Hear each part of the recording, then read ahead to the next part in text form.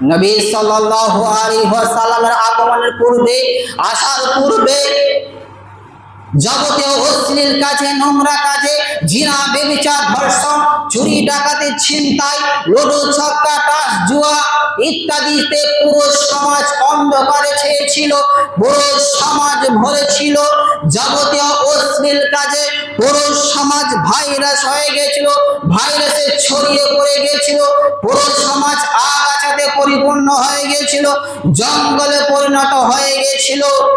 সত্য কথা বলা, মানুষের উপকার করা, পরের খিদমত করা, এই সম্পর্কে তাদের কোনো জ্ঞান গরিমা ছিল না। তারা ছিল অসভ্য বর্বর জাতি। ঠিক এমনি সময়ে মহান স্রষ্টা আল্লাহ সুবহানাহু ওয়া তাআলা নবী হযরত মুহাম্মদ মুস্তাফা সাল্লাল্লাহু আলাইহি ওয়াসাল্লামকে এই পৃথিবীর বুকে প্রেরণ করলেন। এরপর নবী সাল্লাল্লাহু আলাইহি ওয়াসাল্লাম নবুয়তের জীবনে দীর্ঘ 23 বছর ধরে কষ্ট করে, মেহনত করে, শরীরে রক্ত ঝরিয়ে, ঘাম ঝরিয়ে ওই সমাজ থেকে অন্ধকার দূর করে দিয়ে ওই সমাজে আলো জ্বালিয়ে দিয়েছিলেন, বাতি জ্বালিয়ে দিয়েছিলেন।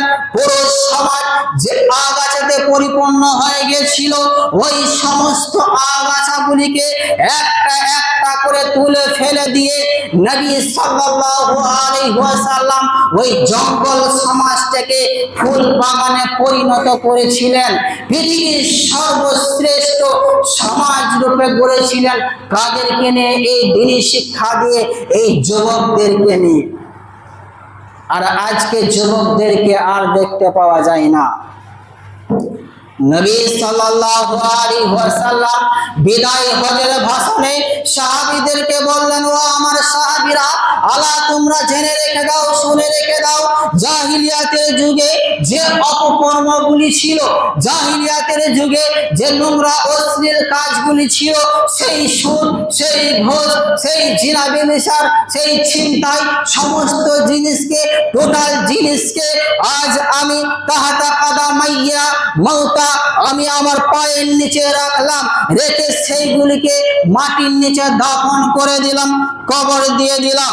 অতএব এই দাফনকৃত জিনিসগুলোকে, এই যে কবর দিয়ে দিলাম, এই কবর দেওয়া জিনিসগুলোকে সমাজে তোমরা আর চালু করবে না, সমাজে তোমরা আর চালু করবে না।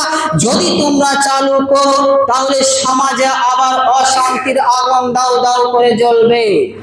যদি চালু করো সেই অপকর্মগুলি, তাহলে সমাজে দাউ দাউ করে আগুন জ্বলবে।